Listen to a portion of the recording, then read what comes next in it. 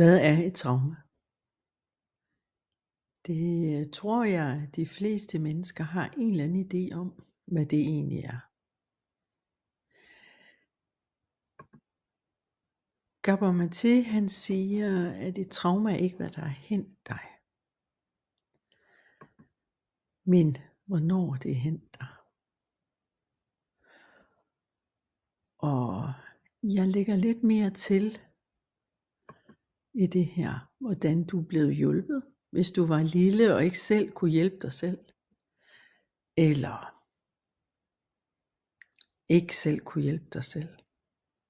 Måske lidt større end lille. Og hvad du selv har gjort med det, der hentede dig. Altså, hvordan har du haft det med det? Eller hvordan har din krop organiseret sig? Hvordan sjælen og kroppen har organiseret sig med det, der er hentet. Og så har det noget at gøre med, hvordan din tilknytning var på det tidspunkt.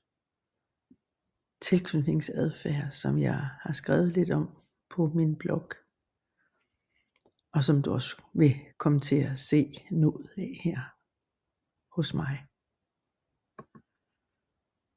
Og så handler det også om, hvilke transgenerationelle traumer, som du bærer. Altså, hvad ligger der tilbage i historien af dine forældre? Hvad de har af forskellige traumer. Og rigtig mange mennesker går rundt med noget, som de slet ikke ved, de går rundt med.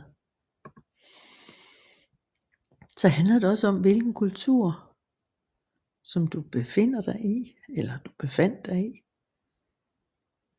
da du var udsat.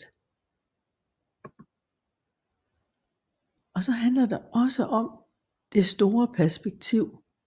Hvordan var samfundssituationen på det tidspunkt af din oplevelse? Altså, hvad er det for noget?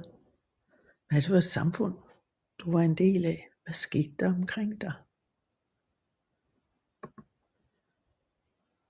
Og det kan du jo finde ud af. Du kan jo både stille dig selv de her spørgsmål, men hvis du har brug for at få noget kvalificeret hjælp til at komme videre, så er du velkommen til at tage kontakt til mig på Hjerne, Hjerte, Krop.